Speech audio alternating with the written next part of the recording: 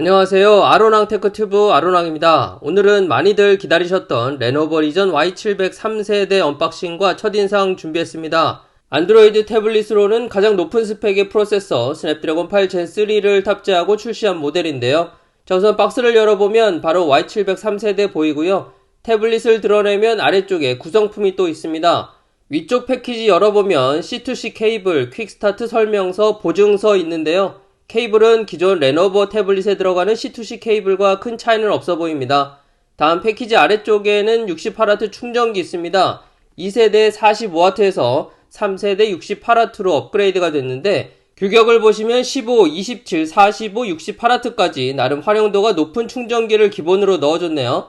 자, 그래서 전체 구성품은 필요한 것만 딱 들어있는 그런 심플한 구성입니다. 이제 레노버 리전 Y700 3세대 본격적으로 보겠습니다. 이번 3세대 디자인에서 가장 눈에 띄는 변화라면 후면 중앙에 큼지막하게 들어간 리전 이 로고인데요.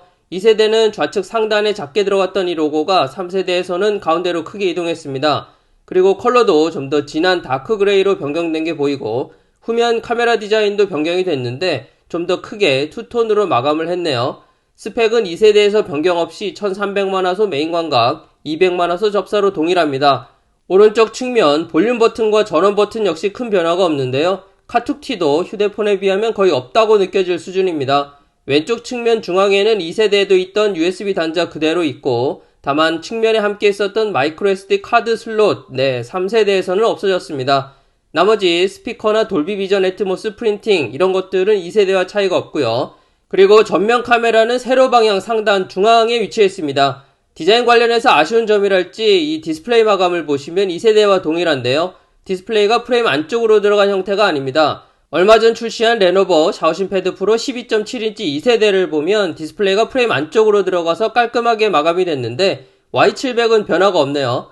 사실 이런 식의 디스플레이 마감은 초저가 모델에 많이 쓰는 방식인데 25년형 신형에 그대로 적용한 건 좀 아쉬운 부분이라고 할 수 있겠습니다. 후면에 큰 로고를 배치한 것, 카메라 디자인을 좀 크게 변경한 것 등등 뭔가 패밀리룩으로 간 듯한 느낌을 주고 있는데요. 차이가 조금 있긴 하지만 카메라 디자인도 전체적으로는 비슷한 형태로 가고 있고요. 결론적으로 2세대와 비교해서 디자인적으로는 후면이 좀 변경된 것, 컬러가 좀 달라진 것 외에는 큰 차이가 없다 보시면 되겠습니다. 안드로이드 버전 14, GUI 16이 설치되어 있고요. 이 모델은 중국 내수용 제품이라 시스템 언어는 중국어와 영어만 지원하고 있습니다. 기본 설정은 간단해요. 다음만 눌러주면 딱히 걸리는 부분 없이 바로 메인 화면으로 이렇게 진입을 하고요. 중국 내수 모델이긴 하지만 구글 관련 앱 설치는 아주 쉽습니다. 레노버 자체 앱스토어에 들어가셔서 구글이라고 검색하시면 구글 플레이스토어가 바로 뜨니까요. 설치만 해주시면 돼요. 주의하실 부분은 설정, 앱에서 가장 하단에 보시면 구글 베이직 서비스라고 있는데 요거 켜주셔야 로그인이 정상적으로 진행됩니다. 구글 플레이스토어가 설치되고 나면 사실 그 다음부터는 보통의 태블릿과 사용 방법은 똑같습니다. 키보드 같은 경우 저는 주로 G보드를 사용하는데요. 중국 내수용 제품들 사용할 때는 기본적으로 설치해줘야 하는 앱 중에 하나죠. 여담이지만 2세대도 그렇고 레노버 태블릿 OS가 커스텀 측면에서는 아직 많이 부족합니다. 다른 태블릿에 비하면 커스텀 폭이 너무 제한적이라 위젯 같은 것만 보더라도 종류는 그렇다 쳐도 이 디자인 자체가 너무 별로라서 쓸만한 게 거의 없어요. GUI 16 버전에서는 좀 좋아지려나 싶었는데 여전히 아쉬운 부분이다 말씀드릴 수 있겠고요. 그리고 궁금해하실 성능은 일단 긱벤치 6 테스트 결과가 갤럭시 S24 울트라보다 더 잘 나옵니다. 아무래도 방열판도 훨씬 크고 8.8인치긴 하지만 그래도 배터리 빠방한 태블릿이기 때문에 사실 미니 태블릿에 스냅드래곤 8 젠3 이렇게까지 높은 프로세서를 탑재할 필요가 있나 싶었는데 S24 울트라보다 나은 성능을 보여주고 실제로도 빠릿해진 게 체감이 되니까 괜찮네 이런 생각이 들더라고요. 웨이보 같은 경우 태블릿에서 이 정도로 스크롤해도 바로바로 읽혀지는 거는 거의 처음 본 것 같습니다. 와일드라이프 익스트림 스트레스 테스트 결과 S24 울트라와 함께 보시면 루프 스코어도 더 잘 나오고요. 안정성도 좀 더 괜찮고 대신 배터리 소모는 더 많네요. 온도도 좀 더 높고 프레임은 거의 비슷하게 보입니다. 휴대폰과 태블릿이라 1대1 비교는 어렵지만 스냅드래곤 8 젠3 같은 프로세서가 탑재된 제품들이니까 이 정도 참고하시면 될 것 같고요. 그리고 디스플레이 옵션은 역시 2세대와 크게 다르지 않습니다. 이런 옵션 그대로고요. 다음 화면 주사율이 3세대는 165Hz까지 지원이 되는데요. 주사율 옵션은 인텔리전스, 익스트림, 스탠다드 이런 식으로 사실 120Hz 넘어가니까 체감은 잘 안 되는데 익스트림으로 설정하니까 너무 빨라서 오히려 좀 불편할 정도로 느껴졌어요. 암튼 UI의 쾌적함은 2세대도 나쁘지는 않았지만 3세대는 거의 날아다니는 수준이다. 뭐 속된 말로 갤럭시 S24 울트라 8.8인치 버전이다. 이렇게 생각하셔도 무방할 것 같습니다. 다음은 스피커 한번 들어보시죠.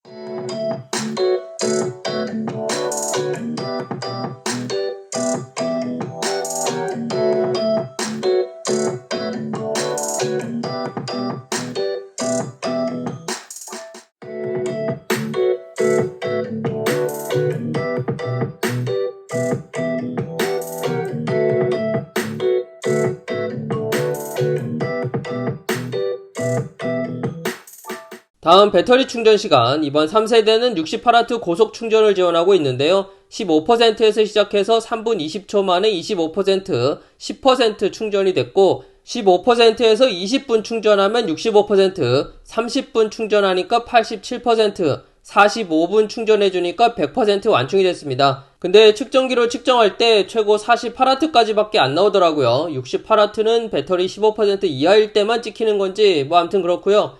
반대로 배터리 사용 시간은 밝기 40%, 볼륨 30%, 화면 전체 보기, 유튜브 3시간 연속 재생했을 때 배터리 100%에서 79% 찍혔습니다. 자, 이제 정리해보면 스냅드래곤 8 젠 3 성능은 잘 뽑아주는 것 같습니다. 발열도 그렇게 심한 편은 아닌 것 같고요.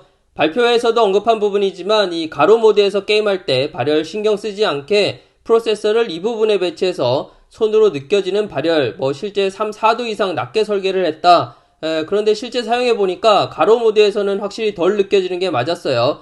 대신 오른손으로 세로를 잡고 사용할 때는 이게 어쩔 수 없이 발열이 또 느껴지는 태블릿을 딱 파지하는 그 부분이기 때문에, 그리고 그런 내부 설계 때문에 이 전면 카메라가 가로 모드일 때 왼손 부분에 가려지는 문제가 또 있죠.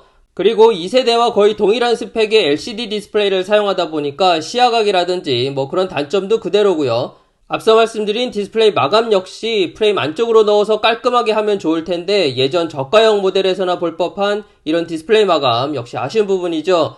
또 마이크로 SD 카드도 이제는 미지원입니다. 휴대폰처럼 용량 장사하겠다 이 얘기죠. 하지만 그럼에도 프로세서가 플래그십 휴대폰에나 들어가는 스냅8 젠 3라서 물론 새로운 스냅8 엘리트가 며칠 전에 출시하긴 했지만 안드로이드 태블릿, 특히 8.8인치 이런 미니 태블릿에서는 Y700밖에 없기 때문에 말 그대로 고성능 안드로이드 미니 태블릿이 필요하다 그러면 레노버 리전 Y700 3세대밖에는 사실상 대안이 없습니다.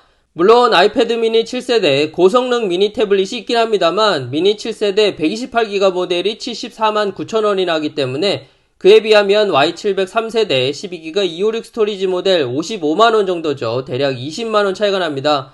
여기서 잠깐 어떤 분들은 레노버가 배가 불러서 3세대를 55만원에 출시했다 이런 말씀도 하시던데 Y700 2세대 중국 정발 가격 대략 48만원이었고요.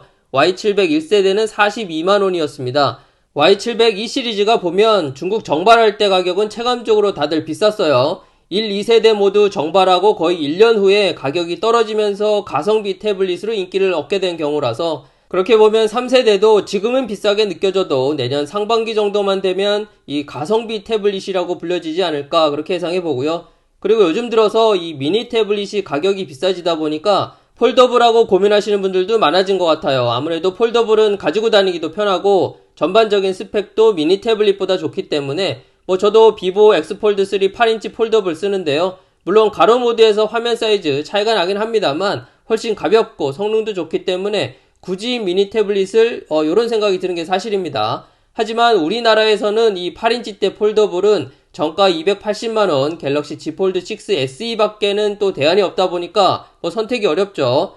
말씀드리다 보니까 계속 산으로 가는 느낌인데 정리해보자면 8인치 때 셀룰러가 가능한 미니 태블릿을 찾는다. 그러면 아이패드 미니 7세대, 현 시점에서 최고 가성비 8인치 때 안드로이드 미니 태블릿을 찾는다. 그러면 Y700 2세대, 다 필요 없고 최고 성능 안드로이드 미니 태블릿, 그렇다면 Y700 3세대입니다.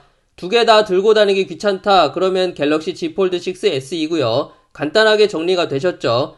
오늘 살펴본 Y700 3세대는 2세대와 똑같은 디스플레이, 마이크로 SD 카드도 미지원, 다소 아쉬운 레노버 태블릿 OS 이런 단점들이 있긴 하지만 일단 프로세서 빨이 너무 좋고요. 배터리 역시 빠지지 않고 스피커도 평타 이상. 그래서 실구매 가격만 좀 떨어진다면 당분간은 경쟁 모델이 없는 안드로이드 탑 미니 태블릿이 되지 않을까 싶습니다. 그나저나 저 화이트 색상 모델은 언제 출시할런지 내년 1월에는 할까 모르겠네요. 그리고 반사 방지 코팅 들어간 모델도 좀 빨리 나오면 좋겠는데 코팅은 아마도 샤오신 패드 프로 12.7인치 안티글레어 탑재 모델과 비슷하지 않을까 예상이 되는데요. 마지막으로 왜 Y700 시리즈는 셀룰러 모델을 내놓지 않는가에 대해서 이 발표회를 쭉 본 입장에서 말씀드리면 이 Y700 시리즈는 철저히 게임을 위한 미니 태블릿입니다. 그러니까 이 제품을 범용으로 사용하고 싶은 유저들의 바람이랄지 애초에 고려 대상도 아닌 거죠. 앞으로도 그렇지 않을까 싶고요. 아무튼 레노버 리전 Y700 3세대 궁금하신 점들은 댓글 주시면 이 Q&A 영상을 통해서 최대한 답변 드리도록 하겠습니다. 오늘 준비한 내용은 여기까지입니다. 그럼 저는 다음 영상으로 또 뵐게요. 감사합니다.